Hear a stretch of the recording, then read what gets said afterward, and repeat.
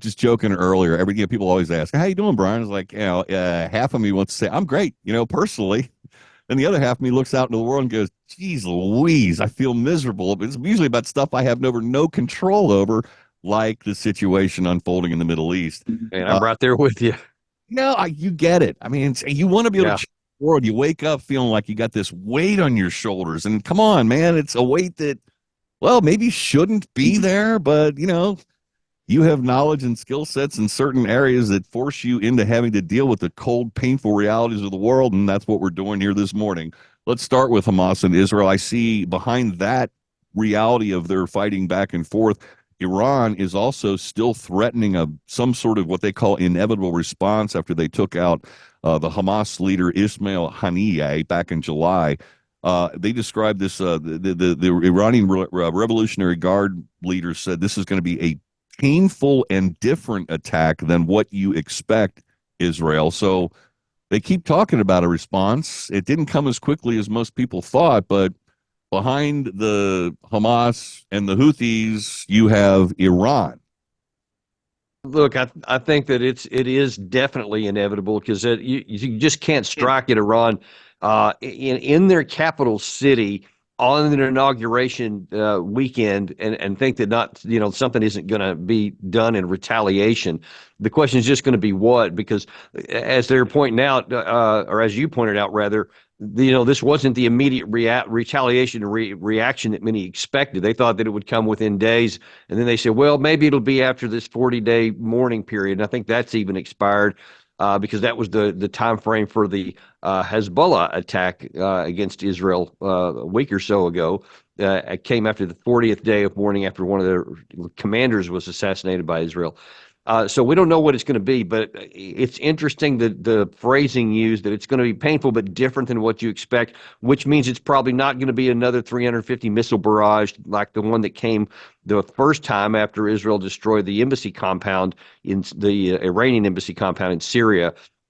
So it's unclear. It could be something like assassination of a high-value Israeli target. It could be attacking an Israeli embassy in some other country, something that's not as defended. There's just a whole range of things that it could be, but the question is going to be then what happens, because there's, in my view, no chance that Israel says, "All right, well that's fair. We did this, you did that, tit for tat. Let's call it a day."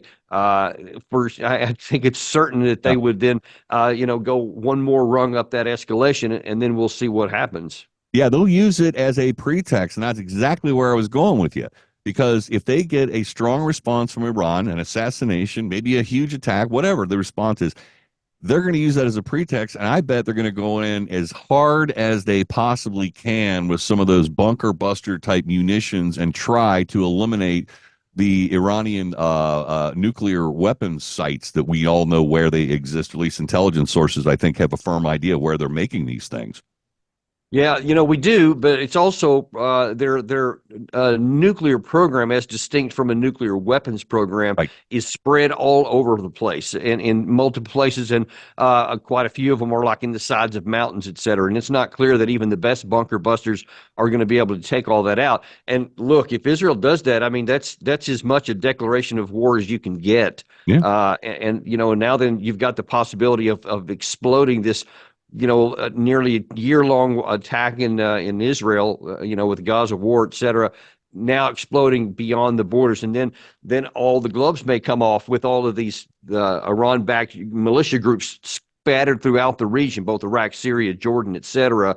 Hezbollah then could take its gloves off, and so far it's held its powder. As you know, they've got reportedly over 150,000 rockets of various types, which they've only used a small portion of so far. So Israel has to be very careful. They can't just go all in and say, aha, we got this opportunity. Now we're going to go strike, because it's not clear that the United States is going to just say, yeah, we'll just go to war with you. Even though some of our words have said that, it's a different thing to literally plunge yourself into a war with Iran, given how bad and how long the one with Iraq took. Yeah, and I suppose the Israeli forces are at some point going to become strained, much in the way the Ukrainian forces are strained. Indeed. They got the Houthis, they got Hamas. They're surrounded by enemies. They're under constant attack and waging a war against a powerful country like Iran, even though comparatively speaking, not as powerful as Israel. But They have a standing military. They have access to weapons from other foes of Israel, including the Russians and the Chinese. So Exactly. their supply chain isn't going to break down. And listen, it's not even a matter of the comparative strength between Israel and Iran, and Israel is way on the upper side of that.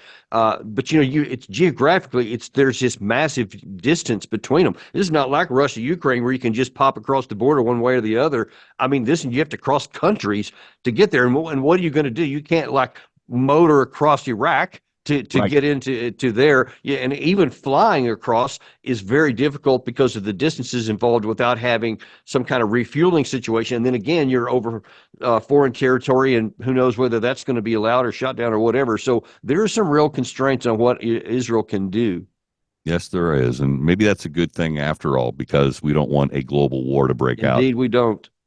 Well, let's dive on over. But speaking of global wars potentially breaking out, by all accounts, and the fog of war, you and I talk about it all the time, but doesn't sound like the Ukrainian military is going to be able to hold its own for very much longer. From what I've read, they're having obvious problems, with the maintaining numbers to in their standing army. They're grabbing people off the streets and forcing them into uniform that don't want to be there.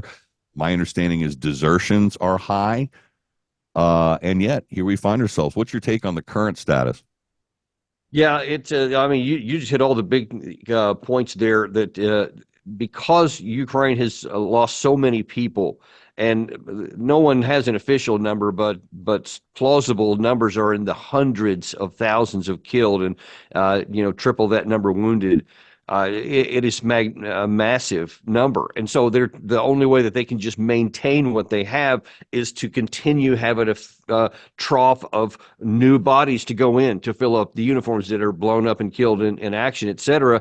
And they just don't have it. They don't have that many men, and now then the people especially the men that are left are literally hiding in cellars, hiding out in the forests in different places because they're sometimes picked up going to the grocery store, sometimes in bars and that kind of thing. So they literally don't go anywhere. And there are scores of videos every day practically on the internet of people just being grabbed off the street, grabbed off their front porch. In one I saw just a couple of days ago. And then we find out that when those guys get to the front, not surprisingly, and this is according to CNN, not any kind of Russian disinformation, they had a report a couple of days ago that said, hey, they interviewed the commanders, they were Ukrainian commanders. They say when these guys get there, they have almost no training, and they're terrified. They run at the first sight of contact, or they just flee, and they don't obey any orders if they survive. That was a horrible quote the guy used. If they survive first contact, they are afraid and they won't go back into battle a second time. You just can't fight a war like that. The numbers just won't work. So where are in terms of the Russian side of the equation, I part of me just keeps thinking for whatever reason that they just don't want to really go all in and just end this with just massive forces. I don't know, militarily speaking, I'm not a strategist, but the comparative size of the militaries and the strength of Russia versus Ukraine, and it's just the two of them right now. I just kind of wonder really kind of why it's taken Russia so long to get the job done. You would have thought that it would have been a rather quick conflict given the size of the army and the resources. Yeah, it appears that Putin is very, very, well, he's risk averse, but he's also very patient and methodical in his money. And we've seen this throughout. For example, when Russia was driven out of Kharkiv area in 2022, when they abandoned the Kherson area and left Kherson City in the fall of 2022, they then said, okay, we spent a full year on defense. And so they withdrew from all those areas, built all these defensive lines, manned them. At the same time, they're building up their defense industrial base. They're growing their base of troops by 500,000. And so those things take time, and they were willing to take the time. So they did all of that for 2023. And then in 2024, they've been methodically moving forward to take the last of the defensive lines, and Pokrovsk is the last of the existing defensive lines from 2014. And by all my estimation is When they break through that piece right there, then you finally may see this big force, because they've been basically building it for a year and a half now. And there has been some evidence of even Belarus possibly joining in with this. They've moved a lot of troops to the front, to the border area there. Other Russian troops have moved closer to the border area. I think it's also instructive in this Kursk offensive that Russia has had sealed it off, but they didn't send a bunch of forces to go and knock it out, even though they had them in the area, because it could be that they want to contain the Ukraine side. They want them to keep sending reserves into there so that they'll just be methodically destroyed, and they won't be available elsewhere when those other troops move south into the border. And that's what I think could happen possibly as early as this fall. Well, the Ukrainian troops moving into Russia, I just think for whatever reason, I'm having ideas of like the Germans endeavoring to take over Moscow and getting frozen out in the middle of winter. I mean, there's a lot of miles between here and there, a lot of territory that would have to be held and covered, and a lot of distance. And then, like you said, there are a lot of Russian forces somewhere out there that could start defending themselves in that region. It's almost like they're just letting them wander around and waste their time. They are, and look, you got to take examination also of where the incursion took place in that Kursk region, and it's of no strategic value to Russia. It's a bunch of small villages and hamlets. There are no big cities in the area that they could attack, and the Ukraine side simply doesn't have the offensive punch to make that a threat to Russia. All they could do is make an incursion in there, and a little penetration, and then that's it. That's all. Now they're doing. It's all they can do since the 10th day of this thing. Now, well into a month into it, to just maintain what they have. And you see, it's just methodical. The Kremlin actually out today said, we are now starting an operation to slowly expel all those forces. So they're going to now increase the firepower. They've been satisfied to just hit them with long-range weapons, artillery, drones, attack aviation, etc., glide bombs, and it's been just a horrific casualty count.